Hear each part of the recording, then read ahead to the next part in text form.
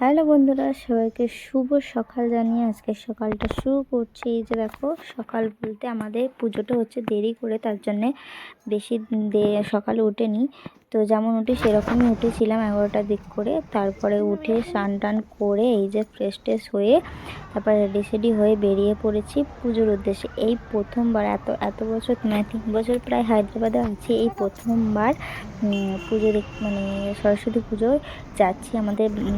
তোমাদের দাদাভাই যেখানে কাজ করে তাদের বাড়িতে পুজো হচ্ছে, তো সেখানেই যাচ্ছি পুজো টুজো নিয়ে। আর একজনের যাওয়ার কথা ছিল আমাদের সাথে, তো তার শরীর খারাপ ছিল, সে আসেনি। তো পুরো ভিডিওটা দেখতে থাকো। আর আমাকে কেমন দেখতে লাগছে অবশ্যই জানি। আর শাড়িটা না ঠিকঠাকভাবে পরা হয়নি, এটা নতুন শাড়ি, ভাইফোঁটার দিন দাদাভাই দিয়েছিল সেটা। তো তারপরে এই যে চলে এসেছি, এই দেখো ওপরেতে পুজো কি সুন্দর করে সাজিয়েছে। আর তোমরাও দেখে নাও, আর কে কোথা থেকে আমার ভিডিওটা দেখছো অবশ্যই কমেন্ট করে জানিও। আর তোমরা কেমন সরস্বতী পুজো এনজয় করলে অবশ্যই জানিও। আর সেটানিদের বাড়িতে গিয়ে বসেছিলাম, শাড়িটা ঠিক করলাম, তারপরে আবার ওপরে চলে এসেছি। এই যে দেখো। আর তোমরা সরস্বতী পুজোয় পুষ্পাঞ্জলি দিয়েছো কিনা অবশ্যই জানি। আমি এই বছরে প্রথমবার কিন্তু দিতে পারিনি। যাই হোক, একটু মনটা খারাপ ছিল। তো এখানে পুজো আরম্ভ হয়ে গেছে, প্রায় 3:30 4টের দিক করে পুজো আরম্ভ হয়েছে। তারপরে যে আসবে বলেছিল, তারপরে শরীরটা একটু ঠিক হতে সেও চলে এসেছে, তারা পরে এসেছে। তারপর একসাথে গিয়ে বসে বসে গল্প করছিলাম, তারপরে এখানে পুজো হচ্ছিল। আর তোমরা কে কোথায় সরস্বতী পুজোর দিন ঘুরতে গেছো অবশ্যই জানিও। বাট সরস্বতী পুজোর দিন হলুদ শাড়ি পরে, বাট আমার কাছে নেই।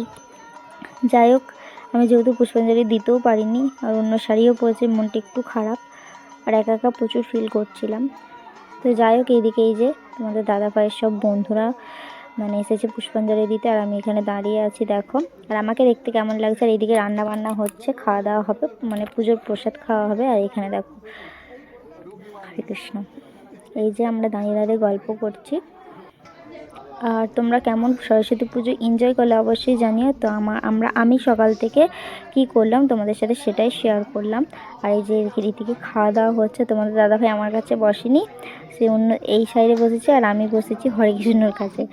তো যাই হোক, আমরা ওইদিকে খাচ্ছি, দেখতেই পাচ্ছ।